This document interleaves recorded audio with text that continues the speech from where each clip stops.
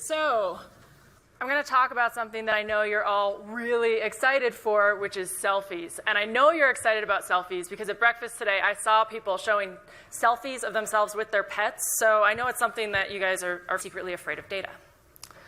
Now, I have a colleague who says that looking at someone else's data is like looking at someone else's vacation photos. You might pretend to be interested or show polite interest, but you really start paying attention when you see a photo of yourself. And so I mentioned this concept to Molly, and she scrunches her face, and she thinks about it for a second, and she's like, And then her eyes light up, and she says, oh, it's a data selfie. And I said, yes, it's a data selfie. And when Molly's article was published, it really spoke to me, because over the past 4 years, I've been on a mission to make data less scary and more approachable. And she said in her article, despite living in an increasingly data-driven world, few of us are truly data literate. So why is that? Why are we lagging behind on data literacy? Why aren't more people taking advantage of the fact that we have more tools, more analysis capabilities, more ways to collect and understand data? So I want to talk about this question, but I want to start by talking about what I call the data geek maturation bell curve, which is this. So on one side of the bell curve, you have people like my grandma who have never touched a computer in their life.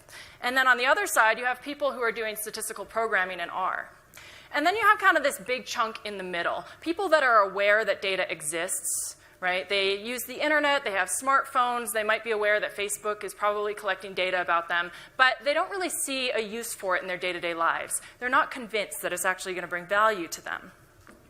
Then you have this other chunk here of people who maybe they're not coding Python or D3 or working with R, but they're using tools to make sense of data. So they've bought into the idea that data can be valuable in their lives, and they're actively getting benefits from it.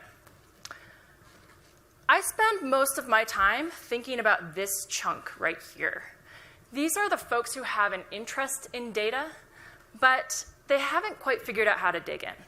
So they have data, they know that they should be using it, they see that there could be some benefit, but they're not really sure what those next steps are to having data and then actually being able to use it. So we're faced with this big scary gap here, where you might know that you have data and you want to use it, but how do you get to the other side and actually get benefit from it?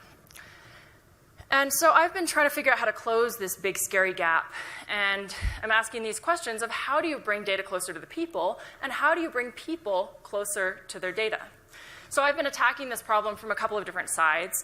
For one, I've been building software, and the idea is that if you improve data tools, that slowly data capabilities will be able to eke into the rest of the population because it will become easier to explore data. I've approached this from the other side too, where I've created resources to help improve data literacy, really taking ideas of UX and applying them to the process of learning about data. And so here I'm attacking this problem from the other side, where I'm trying to improve data literacy across the population with the idea that maybe they would be able to make more use of existing tools. But this is a really hard problem, and there's a long road ahead if we want to close that big scary gap. So here's the thing. I tend to divide the world into two basic personality types. One, you have people who are obsessed with data, and two, you have people who are not obsessed with data. Okay, so what is the difference between these two groups of people? Why are some people obsessed and others aren't? So to answer this question, I started looking into the quantified self movement, because while the rest of us are struggling to get our weekly reports on time, here's a group of people who they're buying weird gadgets in their free time, and they're hacking together these data collection and analysis systems, and they're investing a ton of time and energy into putting these systems together. They're not even getting paid for it. And why are they doing that? What is so special about these people? So I began talking to people in the quantified self movement, and what I found actually really surprised me. I was surprised that a lot of them actually weren't getting meaningful insights from their data. And when I asked them why they were doing this, they had fairly vague responses. They said, oh, well, I might want to see trends, or it'll help me improve, or maybe someday in the future this data will be useful. And so I thought that was really interesting, and it felt like there was this cool thing called quantified self, and that thing came with a promise that you could begin to understand yourself and make unbiased decisions about your own behavior, which is really cool because we all want to understand ourselves, we all want to grow and improve, and if buying a Fitbit and writing down what I eat for the day can make me a better person, then it seems like a worthwhile thing to do, right? And so I thought that personally getting into quantified self would help me become healthier, maybe more efficient in my work, maybe happier, more aware of myself and my behavior. So I started tracking my own data. And then I made some earth-shattering discoveries. I discovered that I sleep at night, I eat food, and I exercise sometimes. So I guess what I'd hoped for was this magical, serendipitous moment where everything would come together and I'd make this brilliant connection that would change my life. And it was more of the feeling that this is something that I should be doing. I should be measuring what's going on in my life. But the thing is that my goals weren't defined. And so I wasn't seeing any real progress toward an actual goal, and it was hard to keep up that motivation to keep tracking data. But then I spoke to some people in the quantified self movement who actually were having impressive results. And so what I discovered about these people is that they focused in on a very particular problem and then had a strategy for solving it. So Brian is a physical therapist, he's an aerial silk performer, and he's a quantified self geek.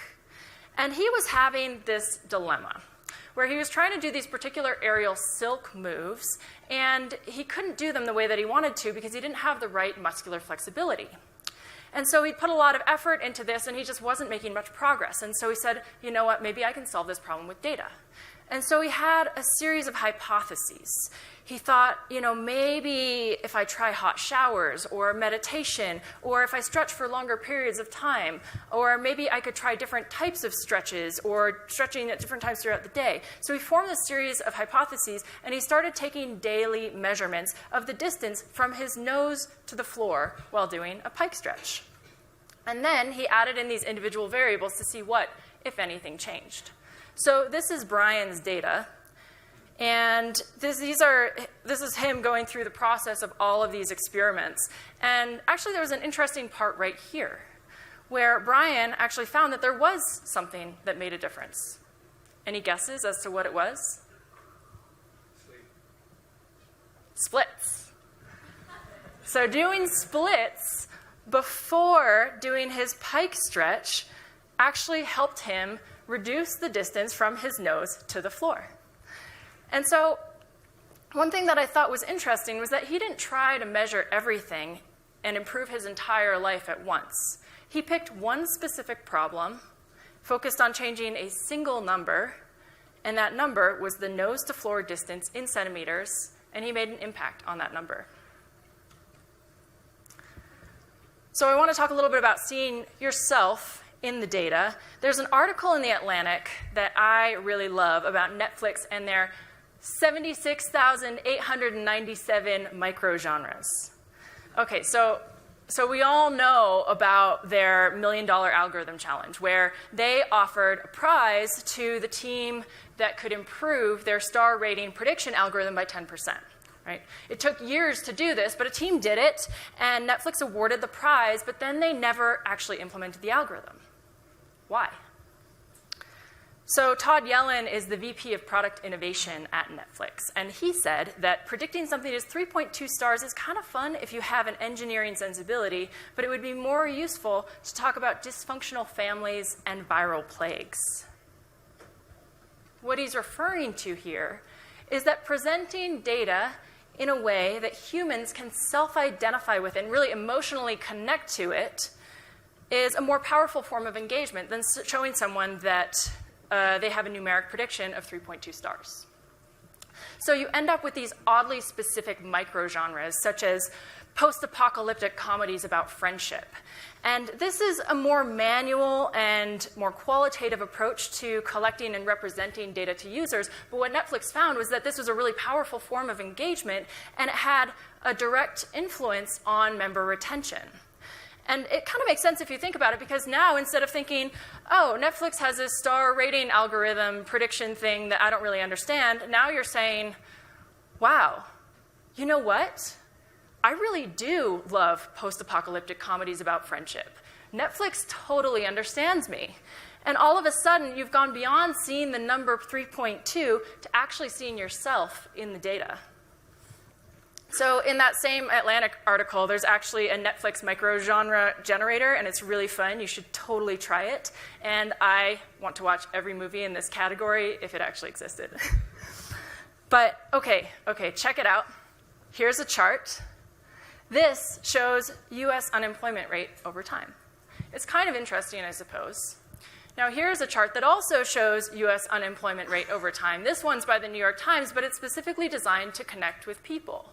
And this is an old viz back from 2009, but it's still one of my favorites. And there are a few things that I love about it, but what I love the most about it is actually the title. Because let's ask this question. Does the US care about unemployment rates?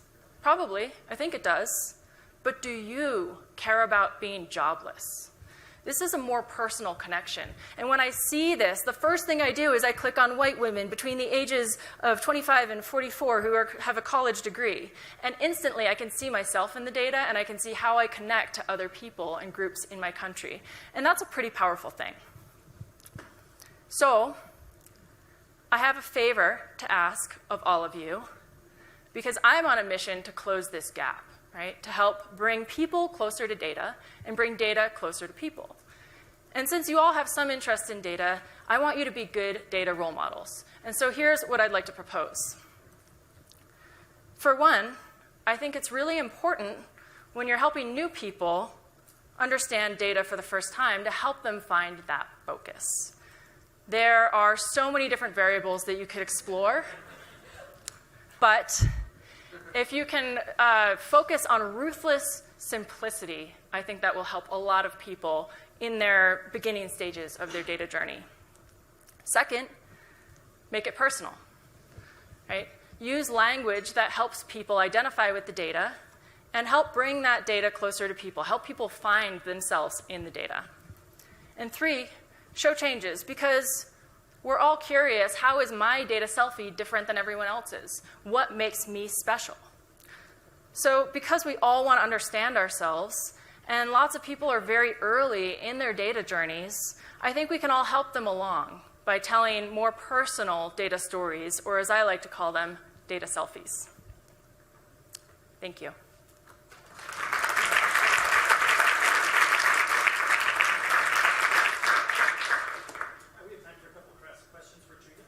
Questions?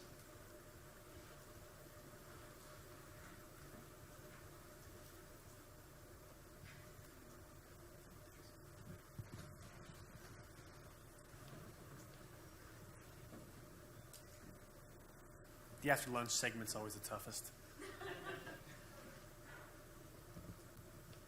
Hi, I'm Laura Ruth.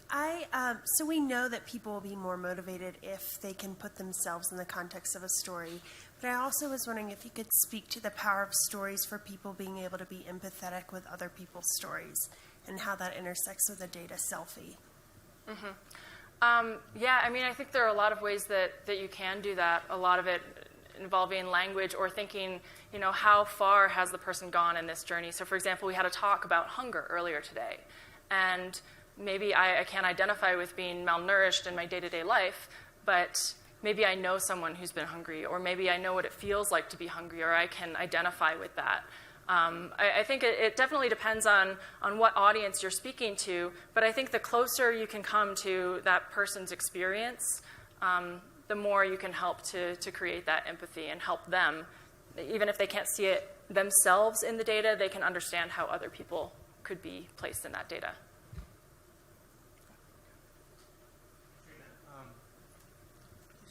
Yeah, Garfield Fisher, again, recovering statistician and obsessed with data.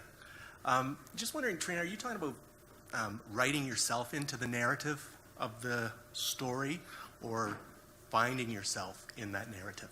Or what yourself? Or finding yourself in the narrative. Yourself. Like, are you writing yourself in? So what I find interesting is that I see people approaching it from both spaces. So the BBC, for example, has personal relevance calculators where they'll ask you a series of, I'm sure you've all seen it, surveys that combine asking you questions about who you are and then showing you the context of who you are related to other groups of people. So in that way, you can really craft a story around the person, which can be really interesting.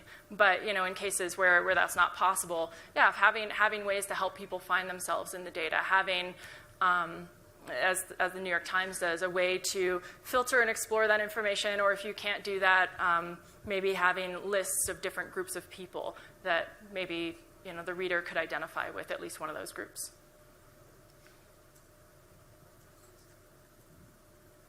Yes.